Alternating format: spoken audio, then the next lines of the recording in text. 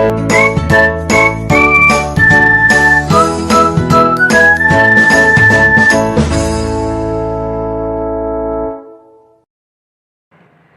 जीनियर्स, welcome back to my channel. So geniuses, आज हम करने जा रहे हैं आपका ईसॉप यानी एम्प्लॉय स्टॉक ऑप्शन प्लान का आरटीपी मई 2019 का क्वेश्चन। इससे पहले भी हमने 2 आरटीपी कंप्लीट कर ली है, मई 2020 आरटीपी और आपका नवंबर 19 आरटीपी। अब हम जो करने जा रहे हैं वो है आपका मई 19 का आरटीपी का क्वेश्चन।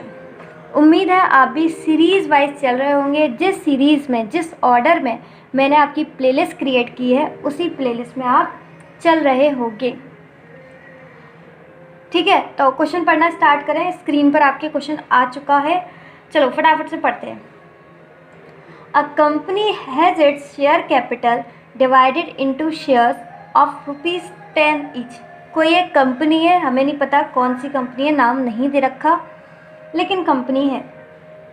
उसने अपनी शेयर कैपिटल को डिवाइड किया है ₹10 ईच में, मतलब जो टोटल उसकी शेयर कैपिटल है उसको किस में डिवाइड किया है उसने? ₹10 ईच में, यानी फेस वैल्यू मिल गया आपको। आगे देखते हैं, बोल रहे हैं ऑन 1 जनवरी 2000। इसको मैं क्या लूँ? एक्स को मैंने आपसे बोला है कि एक्स को आप कुछ भी एज्यूम कर सकते हो। यहाँ पर हम एज्यूम करेंगे कि एक्स का मतलब है 1, तो यहाँ पर डेट क्या बन जाएगी आपकी? 1 जनवरी 2011। ठीक है, आगे बढ़ते हैं। It granted 7500 employee stock options at ₹50 @50, यानी उसने 1 जन को क्या किया? 1 जन कौन सा? आपका 2011, याद रखना। उसने क्या किया? 7500 एम्प्लॉय स्टॉक ऑप्शंस, मतलब ऑप्शन है। अब एम्प्लॉय लेना चाहे तो ले, नहीं लेना चाहे तो ले, लेकिन हमने कितने दिए? 7500। कितने रुपए में? हमने उनसे बोला है ₹50 में हमसे ले लो। अब हम देखते हैं, अगर हम इसे मार्केट में बेचते तो हमें कितना मिलता? ₹50 हमसे किससे मिलेंगे? एम्प्लॉय से। लेकिन अगर हम इसे मार्केट में बेचते तब हमें कितना मिलता? When the market price was 140, यानी कि अगर हम यही 7500 जो ऑप्शंस हैं, अगर ये हम मार्केट में बेचते तो हम 140 का बेचते। लेकिन अगर हम ये अपने एम्प्लॉयज़ को दे रहे हैं, हम तो अपने एम्प्लॉयज़ को दे रहे हैं, तो हमें कितने मिलेंगे? ₹50। तो यहीं पर मैं आपको कैलकुलेट करके दिखा देती हूँ क्या डिस्काउंट, यानी कि हम जो शेयर है वो किस में दे रहे हैं? डिस्काउंट में। मार्केट में अगर देते तो कितने होते? 140। लेकिन हम ये अपने एम्प्लॉयज़ को दे रहे हैं यानी कि 50 में, तो ये आपका जो ₹90 का आया, ये आया आपका डिस्काउंट। डिस्काउंट कैसे निकला पता चल गया ना? Market price minus option price, यानी कि हम उनके सामने क्या प्राइस रख रहे हैं। ठीक है, तो हमने उनके सामने जो ऑप्शन प्राइस है वो रखा है 50। मार्केट में बेचते तो बताओ 140 का बिकता, लेकिन अब अपने ऑप्शन प्राइस अपने एम्प्लॉयज़ को दे रहे हैं ऑप्शन में, तो हम बेच रहे हैं 50 का, तो हमें जो ₹90 का क्या होगा? नुकसान। आगे देखते हैं, बोल रहे हैं the options were to be exercise between 1 March 2012। पहले हमने 1 माना है ना एक्स को, तो यहाँ भी हम 1 ही मानेंगे। 1 एज्यूम किया तो 1 ही करेंगे। 1 मार्च 2012 से लेके 31 मार्च 2012। वाह, क्या बात है। अब देखो यहाँ पर टाइमलाइन पे मैं आपको ये चीज़ समझाती हूँ। हमने ग्रांट कब करे उन्हें? 1 अप्रैल 2011। चलते गए, साल अंत होने वाला था। यहाँ पर साल कब होने वाला था? 31 मार्च 2012 को। ये साल ख़त्म होने से जस्ट 1 महीने पहले, यानी कि 1 मार्च 2012 को हमने क्या किया? यहाँ पर उन्हें एक्सरसाइज पीरियड, मतलब वो यहाँ पर क्या कर सकते हैं? एक्सरसाइज कर सकते हैं। ये पूरा क्या है आपका? ये आपका है एक्सरसाइज पीरियड, यानी यहाँ पर आप शेयर्स को क्या कर सकते हो? एक्सरसाइज कर सकते हो। अब देख रहे हो साल अभी तक ख़त्म नहीं हुआ है, यानी साल के एक ही साल में हमने क्या किया? ग्रांट भी कर दिए और एक्सरसाइज यानी कि उनको देने भी शुरू कर दिए। तो इसका मतलब है ये जो 2011 से लेके 2012 का जो एक साल है, एक ही साल में हमने उन्हें ग्रांट भी कर दिए और हमने उनको मतलब ग्रांट करने का ऑप्शन भी दे दिया और उन्हें बेच भी दिए हल्के। इसका मतलब ये है कि यहाँ पर कोई भी वेस्टिंग पीरियड नहीं है, नहीं है, नहीं है, कोई भी वेस्टिंग पीरियड नहीं है। वाह क्या बात है। अगर कोई वेस्टिंग पीरियड ही नहीं है तो कोई वर्किंग नोट्स इतने सारे बनाने की भी ज़रूरत नहीं है। और अगर कोई वर्किंग नोट्स बनाने की ज़रूरत नहीं है, वर्किंग नोट्स हम क्यों बनाते थे? गुल्लक बनाने के लिए। वो आउटस्टैंडिंग वाली गुल्लक याद होगी आपको। अगर वर्किंग नोट ही नहीं बनाने तो गुल्लक की क्या बात है। यानी यहाँ पर जो है क्वेश्चन बहुत ही साधारण सा क्वेश्चन है, बहुत ही सिंपल एंड सॉर्टेड। मैं कहूँ अगर ईसॉप में अगर सबसे सिंपल अगर आपका क्वेश्चन आने वाला है, अगर आया तो मतलब अगर उन्होंने बोला कि इस बार ईसॉप में इतना सरल क्वेश्चन डालेंगे तो वो यही क्वेश्चन डाल सकते हैं। सबसे सरल क्वेश्चन आएगा तो वो यही हो सकता है। अब याद आ रहा होगा यहाँ पर वेस्टिंग पीरियड नहीं है तो आपको एक बात याद आई होगी कि यही सेम टू सेम क्वेश्चन हमने कर रखा है इलस्ट्रेशन नंबर 1 में और प्रैक्टिकल क्वेश्चन नंबर 1 में। एकदम same question, similar question, because वहाँ पर भी क्या था, वेस्टिंग पीरियड नहीं था। चलो डिस्काउंट निकाल लिया और ये भी हमें पता चल गया कि यहाँ पर कोई वेस्टेड क्या है, पीरियड नहीं है। तो ये बहुत ही सिंपल क्वेश्चन होने वाला है। आगे देखते हैं, फिर से आ जाओ क्वेश्चन पर। The employees exercise their options for 7200। वापस से सुनो, हमने कितने ऑप्शन दिए थे? 7500। पर हमने तो ऑप्शन दिए थे ना, मर्जी तो उनकी है, लेना चाहे ले, नहीं लेना चाहे नहीं ले। उन्होंने कितने लिए? 7200। तो साफ साफ पता चल रहा है 300 वालों ने लैप्स कर दिया option. The employees exercise their options for 7200 shares only. Remaining options lapse. Remaining option आपके 300 के 300 लैप्स हो गए। Pass the general entries for the year ended 31 March 2012। यहाँ पर हमें क्या करना है? जनरल एंट्रीज पास करनी है। ये क्वेश्चन की रिक्वायरमेंट है with regard to employee stock option. तो सिंपल सी बात है, सारी आपने जो कहानी दी है वो एम्प्लॉय स्टॉक ऑप्शन से दे रखी है, तो हम उसके रिगार्ड में ही क्या करेंगे? जनरल एंट्रीज प्रिपेयर करेंगे। ये डिस्काउंट समझ में आ गया आपको? मार्केट में बेचते तो कितना मिलता है? 140, लेकिन अगर एम्प्लॉयज़ को बेचेंगे तो मिलेगा 50। नुकसान किसका? हमारा। कितने का? 90 रुपीज़। ठीक है, तो फटाफट से आ जाओ क्वेश्चन की तरफ। मई 2019 हेडिंग डाल लेना RTP ESOP in the books of. अगर यहाँ पर कोई कंपनी का नाम लिख रखा होता तो हम लिखते, लेकिन यहाँ पर कुछ नहीं है इसलिए हम डायरेक्ट क्या लिख देते हैं? इन दी बुक्स ऑफ। नहीं है तो हम ऐसे ही छोड़ दे रहे हैं। आपको अगर क्वेश्चन दे रखा है और उसमें कंपनी का नाम है तो चुपचाप से यहाँ पर कंपनी का नाम लिख देना। क्या कर रहे हैं? जनरल एंट्रीज कर रहे हैं। जनरल एंट्रीज का सिंपल सा फॉर्मेट आपका particular debit amount, credit amount. ठीक है, आप फटाफट से ईसॉप की एंट्री को पास करना शुरू करते हैं। तो देखो, हम शेयर्स इश्यू कर रहे हैं, चाहे अपने एम्प्लॉयज़ को करें या किसी को शेयर्स इश्यू कर रहे हैं, तो पैसा तो भाई आएगा। पैसा आएगा तो बैंक डेबिट होगी। तो जैसे आपकी शेयर कैपिटल की शेयर इशू के टाइम पे एंट्री बनती है, सेम टू सेम उसी तरीके से बनाओ। Bank account debit to equity share capital to securities premium account. तो ये आपकी एंट्री जन्मजात से हम यही एंट्री करते हुए आ रहे हैं। अपने क्या एंट्री करते हैं? Bank account debit to equity share capital account to securities premium. लेकिन यहाँ पे बस एक एंट्री क्या बढ़ जाएगी?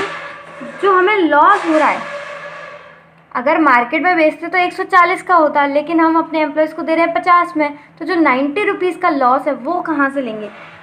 तो उसके लिए हम एक अकाउंट बनाएंगे जिसका नाम है एम्प्लॉयज़ कंपनसेशन एक्सपेंस अकाउंट। इसमें क्या आएगा? आपका लॉस का अमाउंट, जो हमें लॉस हो रहा है, जो डिस्काउंट पे हमने दी है।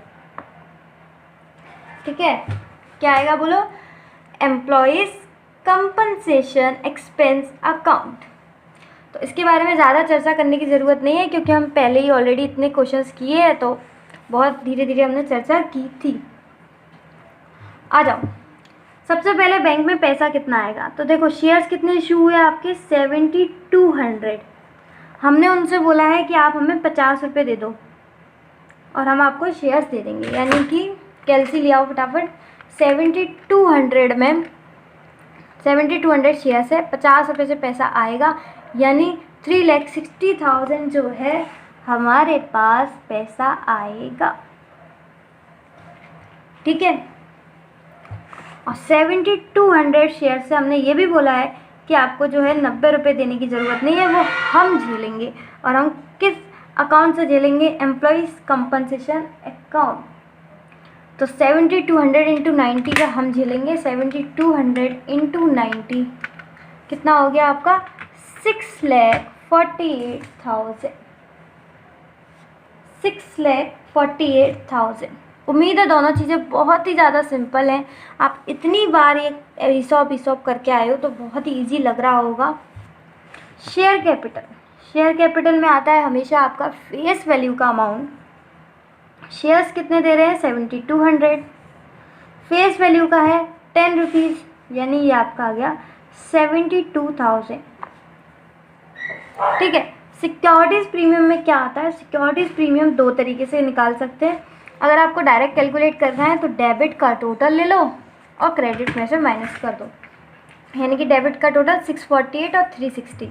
648 प्लस 360 ये आपका आ गया। इसमें से आपको क्रेडिट का माइनस करना है, यानी कि 72,000। तो आपका प्रीमियम बोलो कितना आया, 9,36,000। लेकिन कैलकुलेट करना है तो वो कैसे करेंगे अपन, market price minus face value, जैसे आप हमेशा से करते हुए आ रहे हो। जब शेयर्स इशू करते थे तब भी यही करते थे ना, मार्केट में प्राइस माइनस फेस वैल्यू, ऊपर का सारा अमाउंट हो गया आपका प्रीमियम। मार्केट में प्राइस कितना चल रहा है, मार्केट की प्राइस आपको दे रखी थी, यहाँ पर लिखी होगी 140, और face value premium face value कितना 10, तो प्रीमियम आ गया आपका 130 रुपीज़। ये 130 किसका है, पर शेयर का। इसमें 7200 इंटू कर देंगे तो हमारा आ जाएगा प्रीमियम का पैसा। तो 7200 इंटू 130 ये आपका आ जाएगा प्रीमियम कितना है, 9,36,000। देखो वही आया ना, जैसे डेबिट का टोटल करके क्रेडिट में से माइनस कर दिया। तो क्या आपकी एंट्रीज कंप्लीट हो चुकी हैं, नहीं, बस अभी हमने एक एंट्री करी है। इसमें जो ये अकाउंट हमने खोला था इसको अभी हमें क्या करना है, बंद कर देना है, क्योंकि ये नॉमिनल अकाउंट है और ये खाते क्या हो जाते हैं, नामात्र खाते होते हैं। 31 मार्च को ये बंद कर दिए जाते हैं।